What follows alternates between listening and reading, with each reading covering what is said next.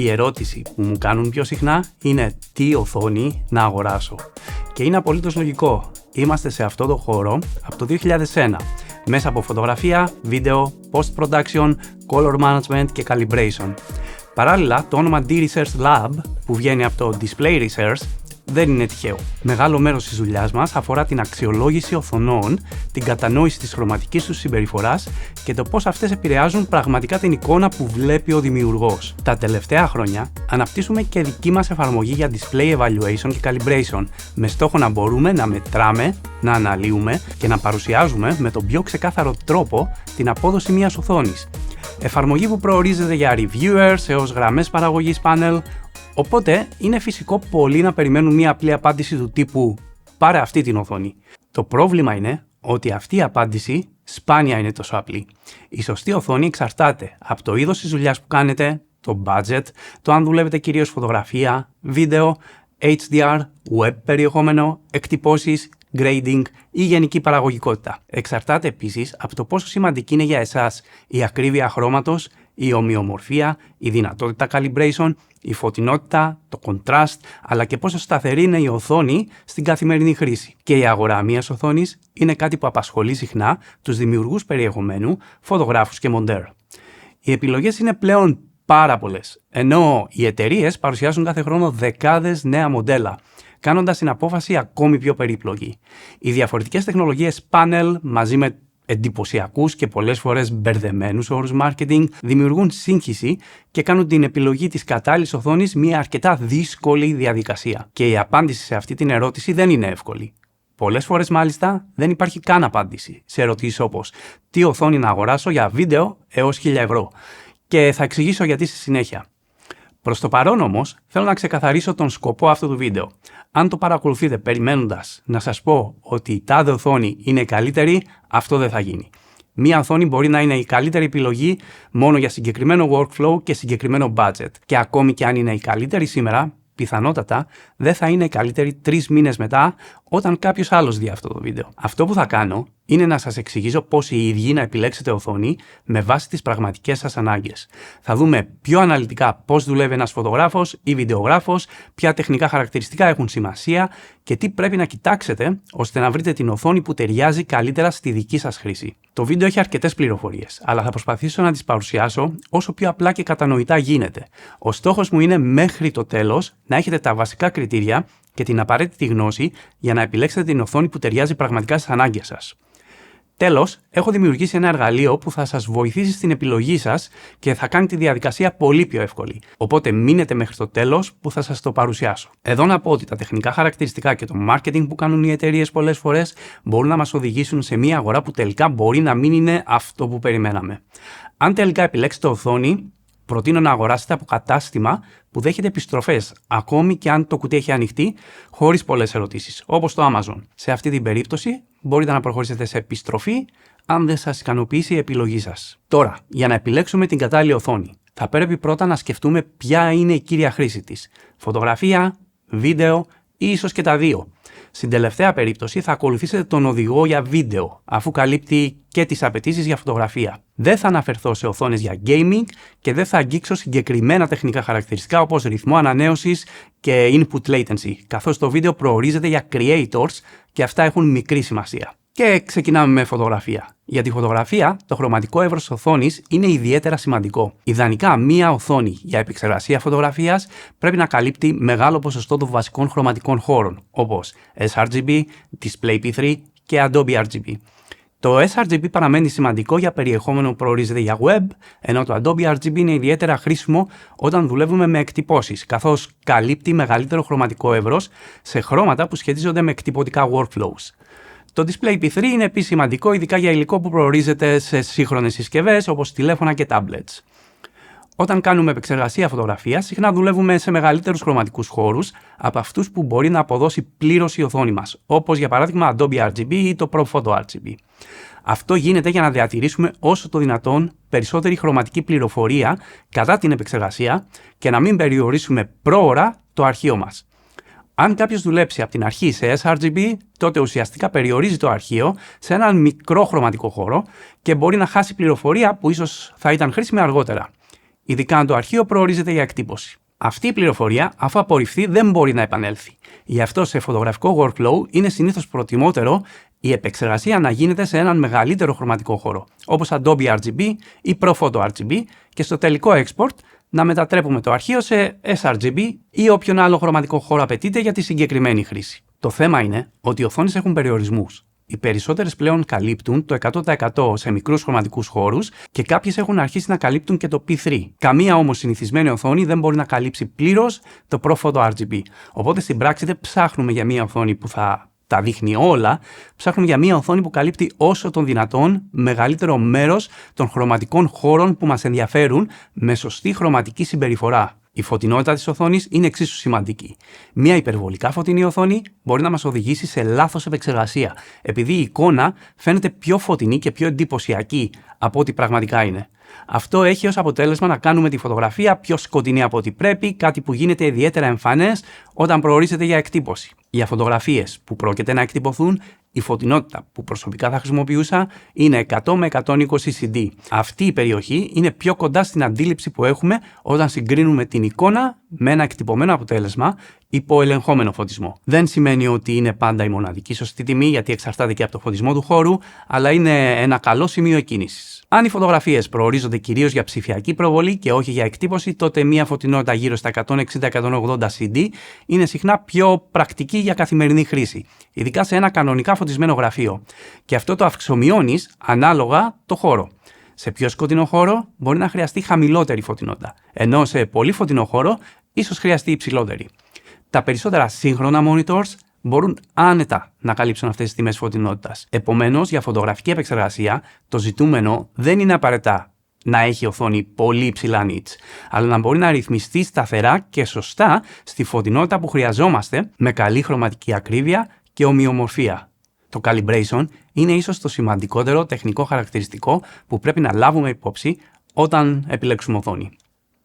Χωρίς σωστό calibration, οι οθόνες συχνά παρουσιάζουν αποκλίσεις στη φωτεινότητα, στο contrast, τη θερμοκρασία χρώματος, αλλά και στην απόδοση μεμονωμένων χρωμάτων.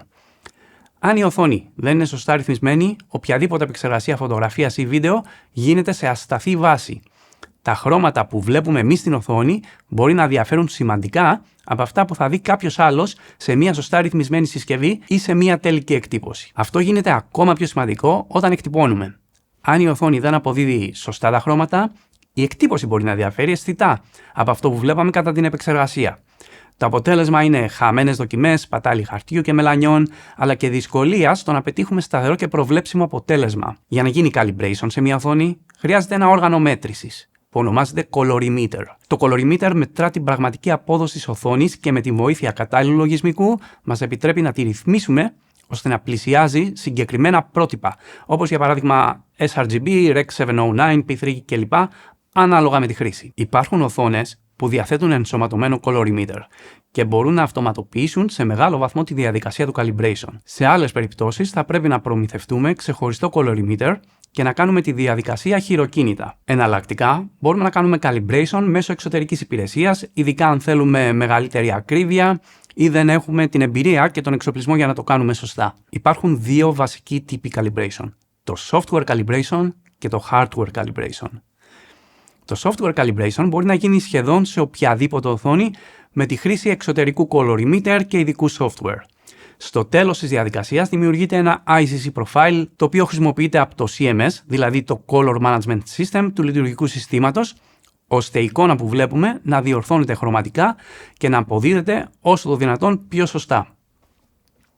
Σε αυτή την περίπτωση όμως δεν αρκεί μόνο να υπάρχει το ICC profile. Πρέπει και οι ίδιες οι εφαρμογές που χρησιμοποιούμε να υποστηρίζουν σωστά Color Management μέσω CMS, ώστε να λαμβάνουν υπόψη το προφίλ της οθόνης. Οι γνωστές επαγγελματικές εφαρμογές όπως το Photoshop, το Lightroom, το Capture One και άλλες αντίστοιχες εφαρμογές υποστηρίζουν πλήρως Color Management, είτε μέσω του δικού του συστήματος, είτε μέσω του λειτουργικού. Και εδώ εμφανίζεται ένα από τα βασικά ζητήματα του software calibration. Ο έλεγχος περνάει στο λειτουργικό σύστημα και στην εφαρμογή. Το monitor, για την ακρίβεια, δεν έχει καμία πληροφορία το ίδιο ότι είναι calibrated. Αυτό δεν είναι πάντα ιδανικό, γιατί η διαχείριση χρώματος γίνεται πιο περίπλοκη και στην αλυσίδα παρεμβάλλεται και η GPU, η οποία μπορεί να επηρεάσει το τελικό σήμα που φτάνει στην οθόνη.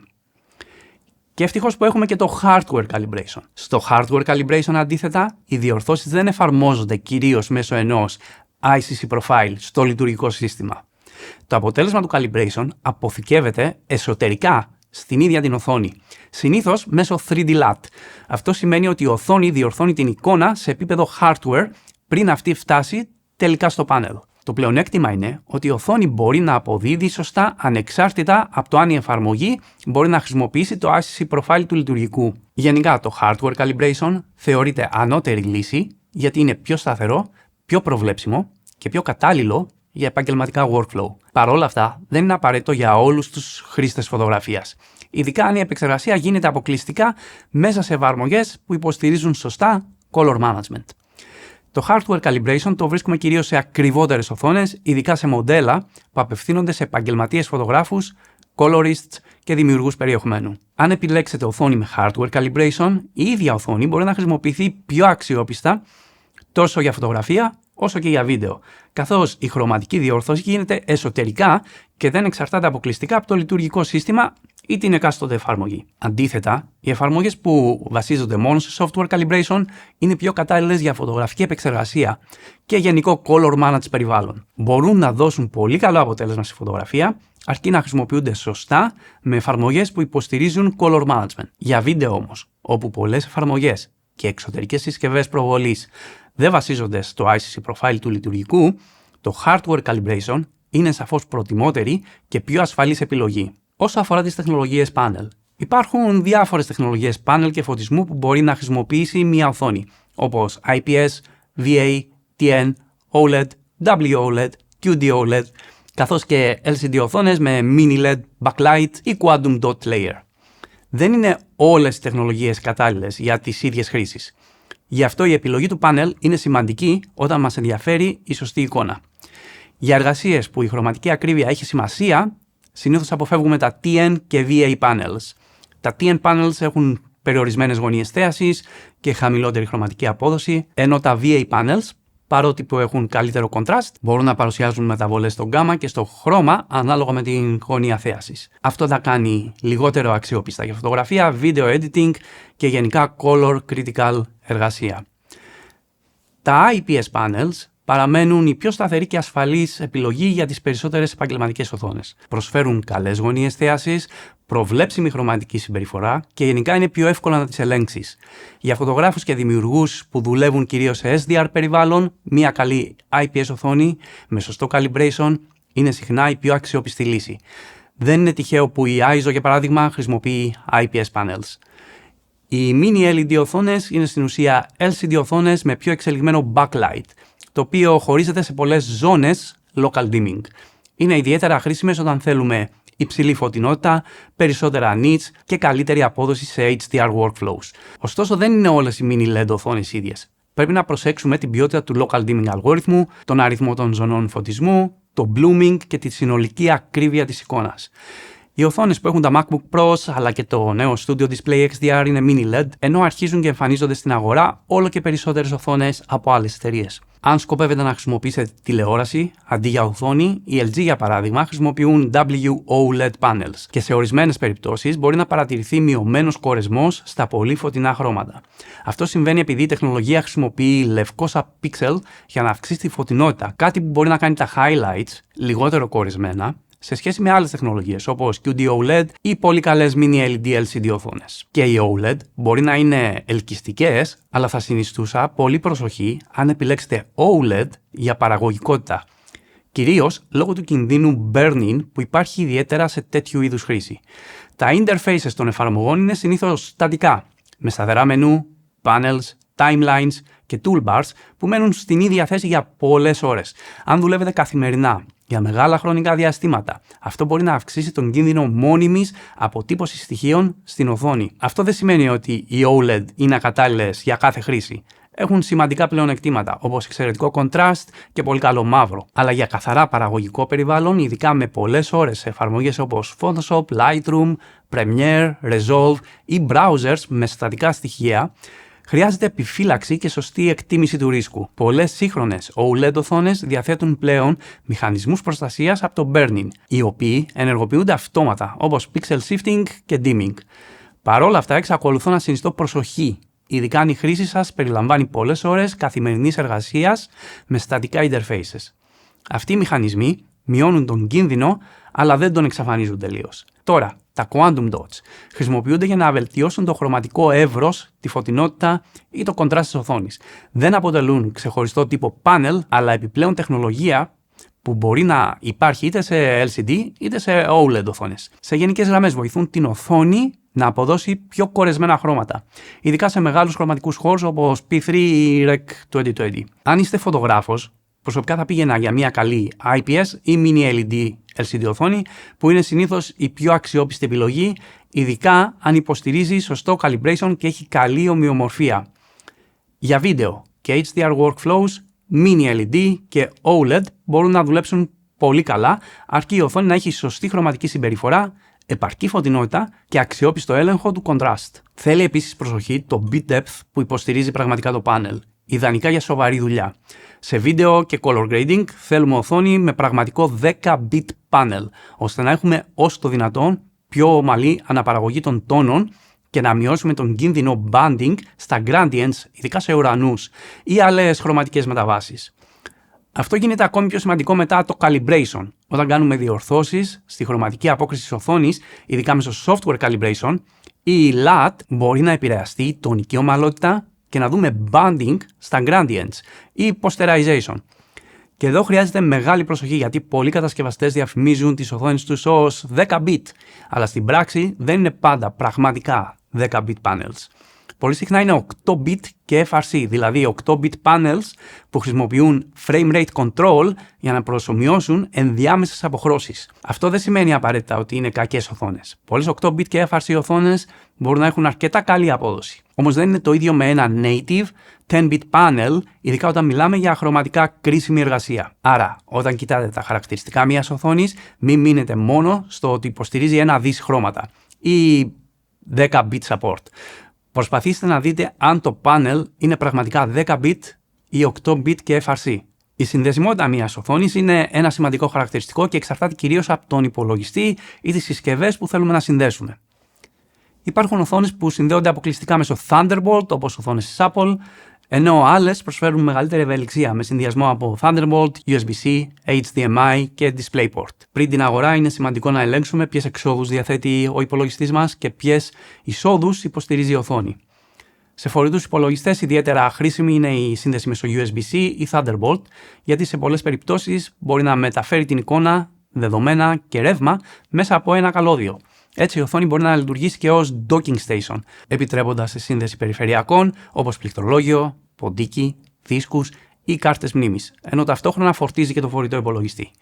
Εδώ πρέπει να προσέξουμε την ισχύ φόρτισης που παρέχει η οθόνη. Κάποιες οθόνες προσφέρουν 60W, 90W, 96W ή ακόμη και 140W, φόρτιση μέσω USB ή Thunderbolt. Πριν δεσμευτούμε σε ένα μοντέλο, πρέπει να ελέγξουμε πόσα watt χρειάζεται ο φορητός υπολογιστής μας, ειδικά αν πρόκειται για ισχυρό λάπτοπ. Αν η οθόνη παρέχει λιγότερη ισχύ από αυτή που χρειάζεται ο υπολογιστής, μπορεί να φορτίζει πιο αργά ή να μην μπορεί να διατηρήσει την μπαταρία σταθερή όταν το σύστημα βρίσκεται υπό φορτίο. Για desktop υπολογιστές, το DisplayPort και το HDMI παραμένουν οι πιο συνηθισμένες επιλογές. Το DisplayPort χρησιμοποιείται συχνά σε επαγγελματικές και gaming οθόνες, ενώ το HDMI είναι ιδιαίτερα χρήσιμο αν θέλουμε να συνδέσουμε και άλλες συσκευές όπως κονσόλες, media players ή κάμερες. Σε υψηλές αναλύσεις, υψηλά refresh rates ή HDR workflows πρέπει επίσης να ελέγξουμε την έκδοση της θύρας, γιατί δεν υποστηρίζουν όλες οι εκδόσεις HDMI ή DisplayPort το ίδιο bandwidth. Γενικά, στη συνδεσιμότητα δεν υπάρχει μια σωστή απάντηση για όλους. Η καλύτερη επιλογή είναι αυτή που ταιριάζει στο δικό σας setup. Αν χρησιμοποιείτε laptop, μια οθόνη με USB-C ή Thunderbolt και αρκετή ισχύ φόρτισης, μπορεί να απλοποιήσει σημαντικά το γραφείο σας.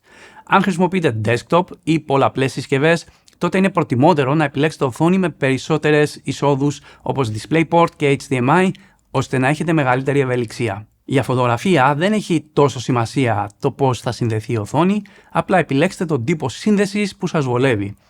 Στο βίντεο όμως είναι διαφορετικά τα πράγματα και θα μιλήσουμε γι' αυτό λίγο παρακάτω. Η ανάλυση μιας οθόνης σχετίζεται άμεσα με το μέγεθός της. Όσο μεγαλύτερη είναι μια οθόνη, τόσο μεγαλύτερη ανάλυση χρειαζόμαστε, ώστε η εικόνα να παραμείνει καθαρή, ευκρινής και άνετη στην καθημερινή χρήση. Σήμερα για φωτογραφία και γενικά για σοβαρή επεξεργασία εικόνας, μια οθόνη UHD στις 27 ή 32 inches είναι συνήθως η πιο λογική επιλογή. Μικρότερες αναλύσεις, ειδικά σε αυτά τα μεγέθη, δεν προτείνονται γιατί μειώνουν την ευκρίνεια και το διαθέσιμο χώρο εργασίας. Αντίστοιχα, πολύ μικρές οθόνες δεν είναι ιδανικές για καθημερινή επεξεργασία φωτογραφίας, καθώς μας περιορίζουν πολύ.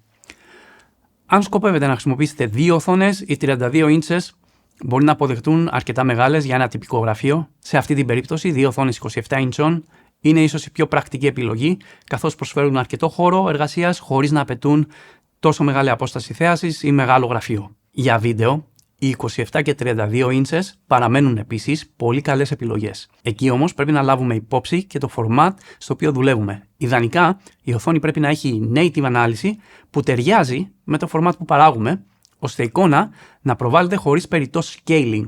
Μία οθόνη 4K UHD, δηλαδή 3840x2160, μπορεί να δουλέψει πολύ καλά τόσο για UHD υλικό, όσο και για 1080p, επειδή το 1080p γίνεται καθαρά scale σε 4K. Αυτό σημαίνει το κάθε pixel του 1080p μπορεί να αντιστοιχηθεί σε 4 pixels της 4K οθόνης, μειώνοντας τα προβλήματα. Σε ορισμένα επαγγελματικά workflows χρησιμοποιείται DCI 4K, δηλαδή 4096x2160. Σε αυτή την περίπτωση, αν θέλουμε να βλέπουμε το υλικό στη native ανάλυση του, πρέπει να επιλέξουμε οθόνη που διαθέτει πραγματικό DCI 4K panel. Διαφορετικά, σε μια κλασική UHD οθόνη, το DCI 4K υλικό θα χρειαστεί scaling. Η ομοιομορφία, uniformity, είναι ένα από τα πιο σημαντικά χαρακτηριστικά για φωτογραφική επεξεργασία, γιατί θέλουμε η εικόνα να φαίνεται όσο το δυνατόν πιο σταθερή σε όλη την επιφάνεια της οθόνης. Αν μια οθόνη έχει διαφορές στη φωτεινότητα ή στο χρώμα από το κέντρο προς τις άκρες, μπορεί να πάρουμε λάθος αποφάσεις στο color correction ή στην προετοιμασία για εκτύπωση. Το ίδιο ισχύει και για τις γωνίες θέασης.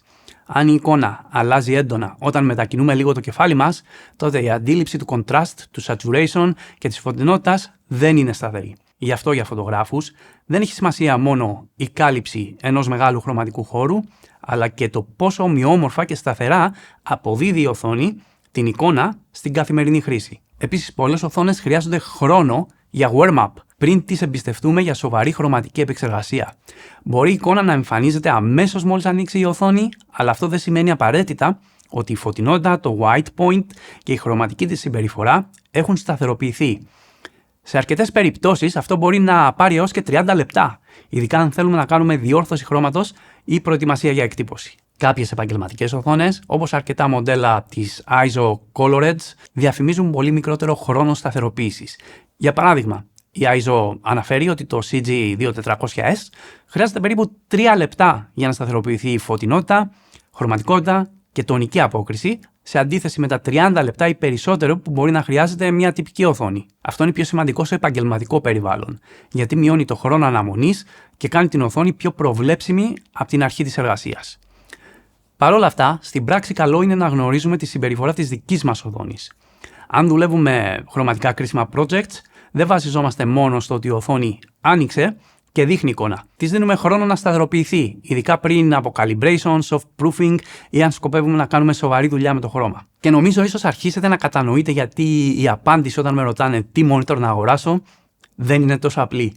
Μπορεί για κάποιον φωτογράφο στο να ανοίγει την οθόνη και να δουλεύει την ίδια στιγμή να είναι πολύ σημαντικό. Ενώ ο άλλος μπορεί αποκλειστικά να δουλεύει με social media, οπότε θέλει να βλέπει το P3 καλά. Ενώ η συνδεσιμότητα είναι κάτι τελείως προσωπικό και εξαρτάται από το μηχάνημα που θα συνδέσετε πάνω.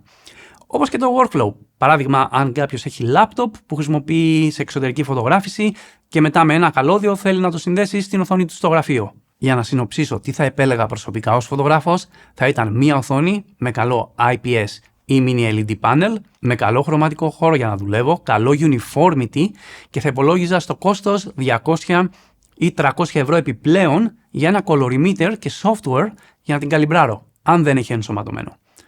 Και ίσως γι' αυτό ερωτήσεις όπως τι οθόνη να πάρω μέχρι 500 ευρώ είναι πρακτικά αδύνατον να απαντηθούν σωστά. Τουλάχιστον όταν θέλουμε να κάνουμε σοβαρή δουλειά. Μόνο ένα αξιόπιστο colorimeter μπορεί να κοστίσει γύρω στα 300 ευρώ. Οπότε όταν ολόκληρο το budget για την οθόνη είναι 500 ευρώ, Καταλαβαίνετε ότι μιλάμε για μια κατηγορία που αναγκαστικά γίνονται πολλοί συμβιβασμοί. Και συνήθως σε αυτές τις πιο οικονομικές οθόνες δεν βρίσκουμε τα χαρακτηριστικά που συζητήσαμε. Καλή ομοιομορφία, σταθερή χρωματική συμπεριφορά, αξιόπιστη κάλυψη χρωματικών χώρων, δυνατότητα ουσιαστικού calibration και γενικά προβλέψιμη απόδοση. Αυτό δεν σημαίνει ότι δεν υπάρχουν αξιοπρεπείς οικονομικές οθόνες. Υπάρχουν, αλλά άλλο πράγμα μια οθόνη για γενική χρήση και άλλο μια οθόνη που μπορείς να εμπιστευτείς για χρωματικά κρίσιμη δουλειά. Δεν είναι δυνατόν λοιπόν να προτείνω σε κάποιον μια οθόνη απλώς επειδή χωράει στο budget, αν ξέρω ότι τελικά μπορεί να μην κάνει για τη συγκεκριμένη εργασία που θέλει να κάνει. Πάμε τώρα να μιλήσουμε για βίντεο, γιατί εδώ τα πράγματα έχουν ακόμη περισσότερες ιδιαιτερότητες σε σχέση με τη φωτογραφία. Όταν λέω βίντεο, δεν αναφέρομαι μόνο στο απλό video editing, αλλά γενικά σε όλο το workflow, montage, color correction, color grading, finishing και τον τελικό έλεγχο της εικόνας. Η πιο σημαντική διαφορά είναι ότι στη φωτογραφία συνήθως δουλεύουμε σε ένα GUI monitor, δηλαδή στην ίδια οθόνη βλέπουμε και το interface της εφαρμογής και τη φωτογραφία που επεξεργαζόμαστε. Εκεί γίνονται όλα, τα εργαλεία, τα panels, το αρχείο, το soft proofing και οι τελικές διορθώσεις. Στο βίντεο όμως τα πράγματα είναι διαφορετικά. Δεν βασιζόμαστε μόνο στην οθόνη του υπολογιστή όπου βλέπουμε το interface της εφαρμογής. Χρειαζόμαστε μία οθόνη για το GUI, δηλαδή για το Premiere, το Resolve, το Final Cut ή το Media Composer και μία ξεχωριστή reference οθόνη για να βλέπουμε όσο πιο καθαρά γίνεται το τελικό σήμα του υλικού που μοντάρουμε ή κάνουμε color grading. Ο λόγος είναι ότι το viewer μέσα στην εφαρμογή δεν είναι πάντα η πιο αξιόπιστη αναπαράσταση του τελικού βίντεο. Θυμάστε που μιλήσαμε στο calibration για φωτογράφους και ότι το λειτουργικό σύστημα και η GPU επεμβαίνει? Στο βίντεο προσπαθούμε να αποφύγουμε ακριβώς αυτό. Δηλαδή να παρεμβάλλονται το λειτουργικό σύστημα, η GPU, το color management της εφαρμογής, τα ICC profiles, οι ρυθμίσεις του viewer και γενικά αρκετά πράγματα που μπορούν να αλλάξουν την εικόνα. Γι' αυτό σε πιο σοβαρά video workflows χρησιμοποιούμε ξεχωριστή έξοδο εικόνας μέσω συσκευών όπως Decklink ή Ultra Studio, ώστε το σήμα να πηγαίνει απευθείας σε μια κατάλληλη οθόνη αναφοράς. Και εδώ εμφανίζεται το πρώτο πρόβλημα στην ερώτηση: τι οθόνη να αγοράσω για βίντεο? Για GUI monitor, δηλαδή για την οθόνη που εμφανίζεται η εφαρμογή, οι editors και οι colorists συνήθως δεν επενδύουν ιδιαίτερα. Επιλέγουν απλώς ένα καλό monitor, συνήθως IPS, που να είναι άνετο και αξιόπιστο για καθημερινή εργασία. Εκεί που γίνεται η πραγματική επένδυση είναι το monitor που βλέπουν το τελικό αποτέλεσμα. Και πέρα από το ίδιο το monitor χρειάζεται και ο απαραίτητος εξοπλισμός για να βγει σωστά το clean feed από το σύστημα. Αυτός ο εξοπλισμός δεν είναι ευθύνος και πρέπει να υπολογίζεται μέσα στο συνολικό κόστος. Αν θες να στήσεις clean feed, τότε θα χρειαστείς ένα monitor με HDMI ή SDI και μία κάρτα εξόδου όπως Decklink, Ultra Studio ή μία AGA. Και αυτές δεν είναι καθόλου φθηνές. Για 4K έξοδο ξεκινάς περίπου στα 1.000 ευρώ για κάτι αξιόλογο. Αυτή η κάρτα συνδέεται είτε με Thunderbolt είτε με PCI και βγάζει καθαρό σήμα στο monitor, χωρίς να επεμβαίνει η GPU ή το λειτουργικό σύστημα. Αυτό που βλέπεις σε αυτή την οθόνη είναι το αποτέλεσμα που θα δώσεις στον πελάτη στο τέλος. Και όχι, η ενσωματωμένη HDMI του Mac ή της κάρτας γραφικών δεν κάνει. Χωρίς clean feed, προσωπικά θεωρώ ότι δεν έχει νόημα να επενδύσεις σε ένα πολύ καλό GUI monitor. Γιατί πολύ απλά δεν ξέρεις κατά πόσο επεμβαίνει κάτι άλλο στο αποτέλεσμα που βλέπεις. Τώρα, όσον αφορά το monitor το ίδιο για clean feed, έχουμε δύο κατηγορίες. Τα συνηθισμένα monitor και τα reference monitor.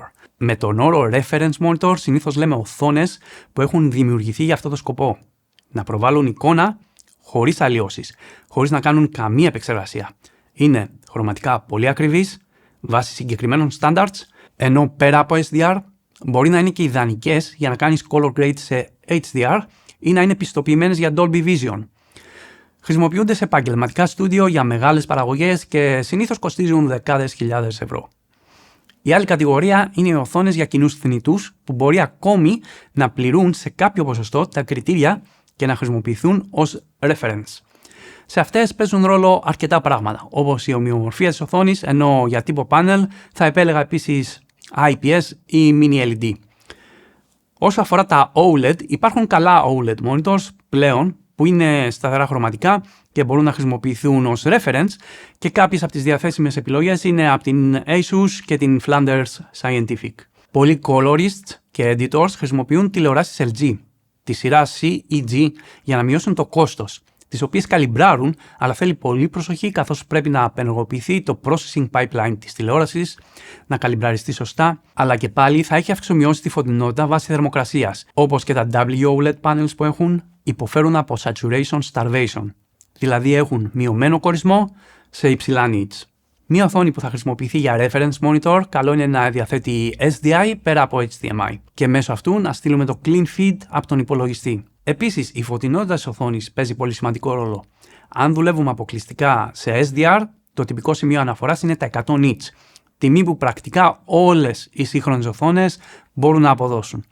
Αν όμως θέλουμε να δουλέψουμε σε HDR, τα πράγματα γίνονται πιο περίπλοκα. Εκεί δεν μας ενδιαφέρει μόνο η μέγιστη φωτεινότητα που βρίσκουμε στα τεχνικά χαρακτηριστικά της οθόνης, αλλά και το πώς αυτή η φωτεινότητα αποδίδεται στην πράξη. Πρέπει να ξεχωρίζουμε τα nits, δηλαδή τη φωτεινότητα που μπορεί να διατηρήσει η οθόνη σταθερά κατά τη διάρκεια του editing ή του color grading, από τα peak nits, που είναι η μέγιστη φωτεινότητα που μπορεί να φτάσει η οθόνη για μικρό χρονικό διάστημα και συνήθως μόνο σε ένα μικρό ποσοστό της εικόνας, όχι σε ολόκληρη την επιφάνεια του πάνελ.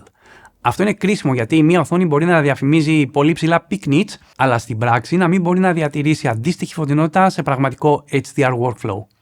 Δηλαδή, φαντάσου να κάνεις color grade μία έκρηξη και να προσπαθείς να ρυθμίσεις τη φωτεινότητα και να την κάνεις εντυπωσιακή και η οθόνη να αρχίσει να σκοτεινιάζει γιατί ζεστάθηκε. Άρα, ειδικά για HDR, δεν κοιτάμε μόνο το μεγαλύτερο αριθμό στη λίστα των χαρακτηριστικών, αλλά το πώς συμπεριφέρεται η οθόνη σε πραγματικές συνθήκες χρήσης. Προσωπικά θεωρώ ότι αν θέλουμε να κάνουμε σοβαρή δουλειά σε HDR, τότε η οθόνη πρέπει να μπορεί να φτάσει τουλάχιστον τα 1000 nits.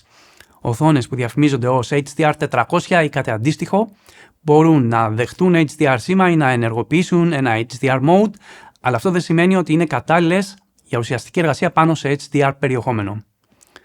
Το άλλο κομμάτι που πρέπει να κοιτάξετε είναι ποια HDR formats υποστηρίζει η οθόνη, ανάλογα με το workflow σας. Μπορεί να σας ενδιαφέρει να βλέπετε σωστά HDR10, Dolby Vision ή άλλα formats. Αυτό δεν είναι κάτι που λύνεται απλώς από την εφαρμογή ή το λειτουργικό σύστημα. Είναι κάτι που πρέπει να υποστηρίζει και η ίδια η οθόνη, ώστε να μπορεί να αναγνωρίσει και να αποδώσει σωστά το αντίστοιχο HDR σήμα. Επίσης, τα refresh rates που υποστηρίζει η οθόνη είναι πολύ σημαντικά, ειδικά όταν θέλουμε να προβάλλουμε σωστά υλικό με διαφορετικά frame rates και να αποφύγουμε stuttering ή ανομοιόμορφη κίνηση που λέγεται telecine judder. Αυτό εμφανίζεται όταν υλικό 24 frames per second προβάλλεται σε οθόνη 60 Hz.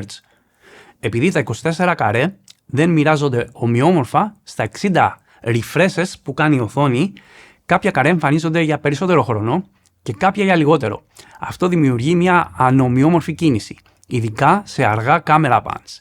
Γι' αυτό, για σωστό video monitoring, μας ενδιαφέρει η οθόνη να υποστηρίζει refresh rates που ταιριάζουν σωστά με τα frame rates του υλικού, όπως 48 Hz για 24 frames per second, 50 Hz για 25 ή 50 frames per second και 60 Hz για 30 ή 60 frames per second. Τώρα, πάμε στο δεύτερο μεγάλο πρόβλημα, το calibration. Και όπως είπαμε, εδώ δεν χρησιμοποιούμε software calibration, αλλά κατά προτίμηση hardware, που σημαίνει το monitor πρέπει να έχει τη δυνατότητα να αποθηκεύσει 3D LUT και αυτά τα monitor κοστίζουν. Μπορείς επίσης να χρησιμοποιήσεις κάποιο LUT box, αλλά επίσης κοστίζει πολύ. Και η διαδικασία να δημιουργήσει κάποιος 3D LUT δεν είναι ευθυνή επίσης. Χρειάζεσαι ειδικό software και hardware που είναι πολύ ακριβότερο από τα colorimeters που πρότεινα για φωτογραφία. Τώρα, τι μπορεί να κάνει κάποιος? Η πιο απλή λύση είναι να επιλέξει κάποιος ένα monitor με ενσωματωμένο colorimeter και υποστήριξη hardware calibration. Σε αυτή την περίπτωση, δεν χρειάζεται απαραίτητα να επενδύσεις σε επιπλέον εξοπλισμό, γιατί η ίδια η οθόνη μπορεί να αναλάβει τη διαδικασία calibration και να αποθηκεύσει το 3D LUT εσωτερικά. Υπάρχουν επίσης monitors που υποστηρίζουν hardware calibration, αλλά δεν έχουν ενσωματωμένο colorimeter. Κάποια από αυτά έρχονται μαζί με bundled colorimeters, κάτι που επίσης αποτελεί μια πολύ καλή και σχετικά εύκολη λύση. Δεν είναι τόσο αυτοματοποιημένη όσο η λύση με το ενσωματωμένο όργανο, αλλά παραμένει σαφώς πιο καθαρή και αξιόπιστη από το να βασιζόμαστε αποκλειστικά στο λειτουργικό σύστημα ή στην κάρτα γραφικών. Τέλος, μπορεί κάποιος να δημιουργήσει ένα 3D LUT και να το ορίσει ως monitoring path στο Resolve, χρησιμοποιώντας ένα monitor που δεν υποστηρίζει hardware calibration. Όπως είπα όμως, αυτό δεν είναι ευθυνό, τουλάχιστον αν θέλουμε να γίνει σωστά, και δεν είναι μια λύση που θα πρότεινα ως πρώτη επιλογή. Απαιτεί σωστό εξοπλισμό μέτρησης, σωστή διαδικασία και προσοχή στο πού ακριβώς εφαρμόζεται το LUT. Τη λύση αυτή δεν την προτείνω προσωπικά. Τώρα, αν υπολογίσει κάποιος το κόστος ενός Decklink ή Ultra Studio για σωστό clean feed, μαζί με το κόστος μιας οθόνης που υποστηρίζει calibration μέσω 3D LUT, το συνολικό budget ανεβαίνει αρκετά. Δυστυχώς εδώ δεν υπάρχει μαγική λύση. Οποιαδήποτε πιο πρόχειρη προσέγγιση αυξάνει την πιθανότητα να παρεμβληθεί κάτι από την πλευρά του software, του λειτουργικού, της GPU ή της εφαρμογής, αλλοιώνοντας το τελικό αποτέλεσμα. Το μεγαλύτερο πρόβλημα είναι ότι αυτά τα λάθη δεν είναι πάντα εύκολο να εντοπιστούν. Μπορεί η εικόνα να φαίνεται σωστή, αλλά στην πραγματικότητα να έχει επηρεαστεί από κάποιο ICC profile, κάποιο viewer transform, κάποιο LUT που εφαρμόζεται σε λάθος σημείο ή κάποια ρύθμιση του συστήματος. Και ακριβώς γι' αυτό μια τέτοια λύση γίνεται αναξιόπιστη. Για επαγγελματικό περιβάλλον εργασίας, ειδικά όταν μιλάμε για color grading, δεν θα τη συνιστούσα. Για να κλείσουμε το θέμα του βίντεο. Αν κάποιος θέλει να κάνει σοβαρή παραγωγή, θα πρότεινα μια οθόνη με δυνατότητα hardware calibration και μια κάρτα για έξοδο βίντεο όπως Ultra Studio. Τέλος, πάμε να δούμε το εργαλείο που ανέπτυξα και θα μας βοηθήσει να επιλέξουμε οθόνη. Για να χρησιμοποιήσετε το εργαλείο που δημιούργησα θα βρείτε link στην περιγραφή του βίντεο, αλλά μπορείτε να πάτε και στο site Tools, Monitors Database και το πρώτο πράγμα που θα δείτε πιθανότατα είναι ότι το εργαλείο αυτό είναι σε beta και αυτό το εννοώ.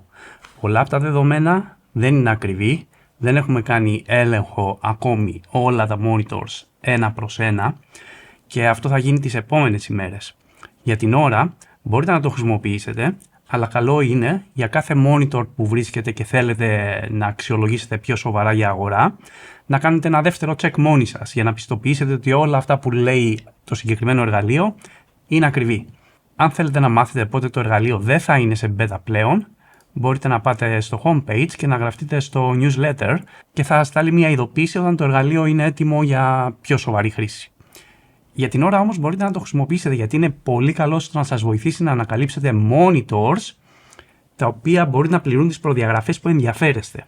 Και το εργαλείο αυτή τη στιγμή είναι χωρισμένο σε δύο τμήματα. Είναι τα φίλτρα στην αριστερή πλευρά και οι οθόνες που πληρούν αυτά τα φίλτρα στη δεξιά πλευρά. Και τα συγκεκριμένα φίλτρα έχουν δημιουργηθεί ειδικά για χρήση από creators με τεχνικά χαρακτηριστικά που ενδιαφέρουν δημιουργούς, όπως φωτογράφους, filmmakers κλπ.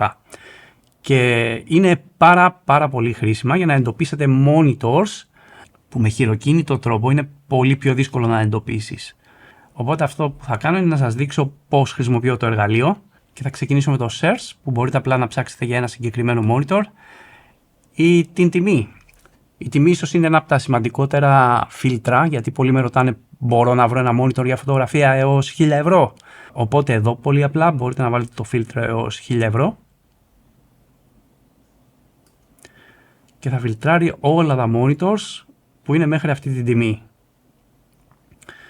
Και αν βρείτε κάποιο που σας ενδιαφέρει και θέλετε να δείτε περισσότερα τεχνικά χαρακτηριστικά, μπορείτε να κάνετε κλικ πάνω του και θα σας πάει στη σελίδα του monitor, το οποίο δείχνει την τιμή, η οποία είναι Estimated Market Price.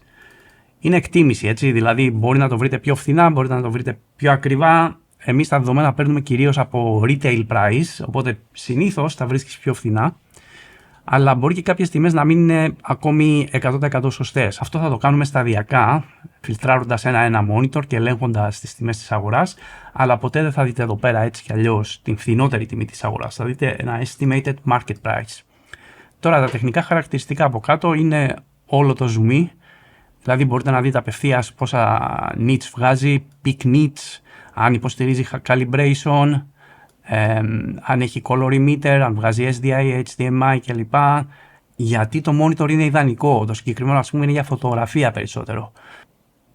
Και επειδή είναι 5K ανάλυση προτείνεται για Mac. Το πόσο κάλυψη έχει σε κάθε διαφορετικό color space, αν υποστηρίζει Thunderbolt, αν υποστηρίζει USB-C, το charging που υποστηρίζει διάφορα modes όπως HLG ή HDR10, εδώ έχει και Dolby Vision αν το υποστηρίζει, αν είναι Kalman Verified και αν το έχουμε γκρίνει εμείς. Και αυτά τα monitor που θα βρείτε εδώ θα τονίσω ότι δεν τα έχουμε γκρίνει εμείς. Είναι ό,τι υπάρχει αυτή τη στιγμή στην αγορά. Αν εμείς καλυμπράρουμε κάποιο monitor ή το χρησιμοποιήσουμε για κάποιο χρονικό διάστημα και μας αρέσει ιδιαίτερα για φωτογραφία ή βίντεο, τότε θα πάρει αυτό το D-Research Approved. Οπότε πάμε πίσω και ίσως το επόμενο που μπορεί κάποιος να θέλει να ψάξει είναι από ποια εταιρεία monitor. Αν θέλει κάποιο BenQ, ας πούμε, μπορεί να φιλτράρει μόνο τα BenQ και θα εμφανίσει εδώ τα monitor που είναι έως 1.000 ευρώ και είναι για BenQ. Τώρα, το πιο χρήσιμο πράγμα στα φίλτρα είναι η κατηγορία. Και θα κάνω καταρχήν reset τα φίλτρα από εδώ. Αυτό θα κάνει reset και θα τα φέρει πίσω στην αρχική κατάσταση. Οπότε, πολλοί με ρωτάνε τι monitor να πάρω για φωτογραφία, ή τι monitor να πάρω για φωτογραφία και βίντεο, ή τι monitor να πάρω μόνο για βίντεο. Και από εδώ μπορείς να φιλτράρεις με ένα κλικ μόνο τα monitors, ας πούμε, που είναι για βίντεο. Και θα φιλτράρει, ας πούμε, monitors τα οποία είναι συνήθως της Flanders Scientific για reference monitoring κλπ. Ενώ αν θες να κάνεις και φωτογραφία και βίντεο, μπορείς να πας εδώ και να πεις φωτογραφία και βίντεο, τα οποία θα φέρει και τα πιο consumer monitors της αγοράς που είναι ιδανικά για βίντεο επίσης. Η ανάλυση φυσικά είναι κάτι που ενδιαφέρει πολλούς και μπορείς να βρεις εύκολα 5K monitors, 6K monitors, DCI 4K monitors, αν σας ενδιαφέρει να δουλέψετε εδώ, ή UHD. Θα φιλτράρω, ας πούμε, UHD. Και μετά πάμε στο επόμενο σοβαρό κομμάτι, αν μπορεί το monitor να υποστηρίξει hardware calibration. Και το φίλτρο είναι όλα τα monitors να μην υποστηρίζει hardware calibration και να υποστηρίζει 3D volumetric calibration, που είναι 3D LUT στην ουσία. Γιατί κάποια monitors έχουν hardware calibration, αλλά είναι matrix calibration που είναι πιο απλό και δεν συνιστάται συνήθως. Οπότε θα πω ναι, θέλω monitors που υποστηρίζουν 3D volumetric calibration. Εδώ είναι αν θέλετε να έχει ενσωματωμένο colorimeter και να κάνει μόνο του calibration. Και οι επιλογές είναι ή bundled colorimeter, δηλαδή να έρχεται με όργανο μαζί, ή ενσωματωμένο τελείως colorimeter. Το release year είναι αν ψάχνετε monitors τις τελευταίες χρονιές, παράδειγμα, μπορείτε να τα φιλτράρετε από εδώ, ή μπορείτε να προτιμήσετε να πάτε σε πιο παλιά monitors, γιατί ίσως τα βρείτε σε καλύτερη τιμή μεταχειρισμένα. Αν δουλεύετε με HDR, εδώ είναι τα φίλτρα για το HDR. Μπορείτε να επιλέξετε αν υποστηρίζει HDR το monitor και τι HDR υποστηρίζει. Παράδειγμα HDR10, HLG ή Dolby Vision. Και εδώ ξέρω ότι στα Dolby Vision δεν τα έχουμε βρει ακόμη όλα τα monitors. Θα βγάλει πολύ λίγες επιλογές αν βάλετε yes, αλλά θα το φτιάξουμε αυτό. Και σχετικά με το HDR είναι τα nits και μπορείς να βρεις παράδειγμα monitors που μπορούν να διατηρήσουν πάνω από 1000 nits καθ' όλη τη διάρκεια του editing. Και ναι, εδώ οι επιλογές είναι κάπως περιορισμένες, αλλά ίσως υπάρχουν περισσότερα monitors. Είναι, όπως είπα, σε beta το εργαλείο και θα τα φτιάξουμε όλα αυτά. Οι peak nits, αν θέλουμε να δούμε πόσα monitor μπορούν να βγάλουν, ας πούμε, πάνω από 1000 nits peak, και εδώ θα φέρει κάποια Asus, τα οποία αν μπω μέσα,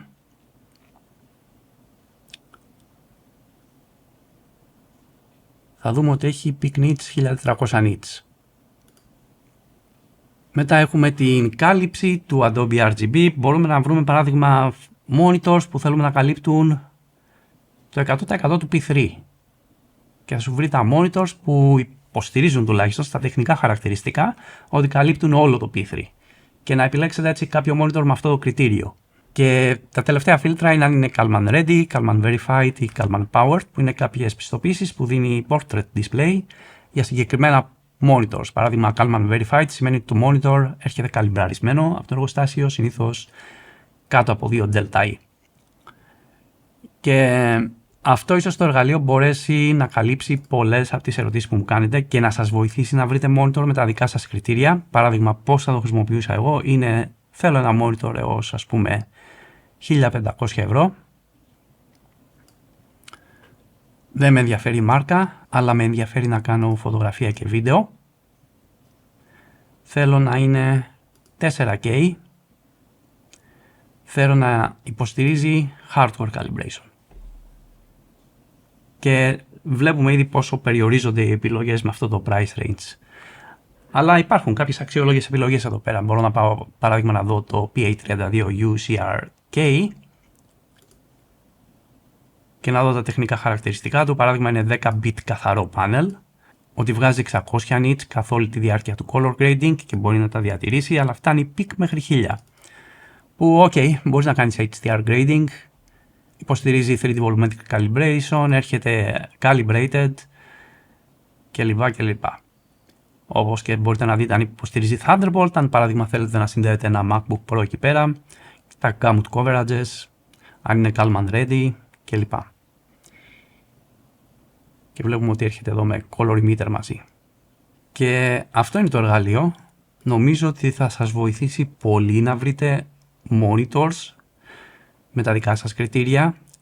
Έχουμε σκοπό να το βελτιώσουμε πολύ. Έχουμε κάποια φίλτρα στο μυαλό μας τα οποία δεν έχουν υλοποιηθεί ακόμη. Αλλά έχουμε περάσει ακόμη και τα πιο μοντέρνα monitors. Δηλαδή monitors που έχουν κυκλοφορήσει το 2026 έχουν περαστεί ήδη, όπως το Studio Display το καινούριο, το XDR, κάποια Dell, BenQ, τα Acer που κυκλοφόρησαν πριν μερικές ημέρες. Είναι εδώ. Και ναι, αυτό είναι, όπως είπα, beta, προσοχή όταν το χρησιμοποιείτε. Αλλά πιστεύω ότι όντως θα σας βοηθήσει ακόμη και σε beta να βρείτε υποψήφια monitors. Αλλά πηγαίνετε, δείτε τα τεχνικά χαρακτηριστικά, πιστοποιήστε ότι είναι όντως έτσι πριν προβείτε σε αγορά. Ξέρω ότι υπάρχουν πολλά τεχνικά χαρακτηριστικά και πολλά διαφορετικά workflows και η όλη διαδικασία επιλογής οθόνης δεν είναι εύκολη.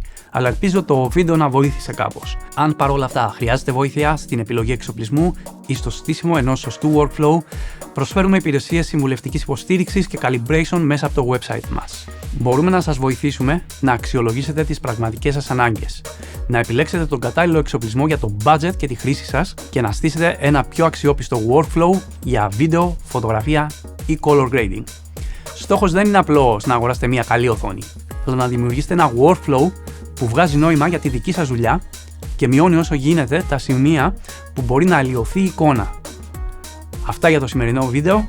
Ως την επόμενη φορά, χαιρετώ!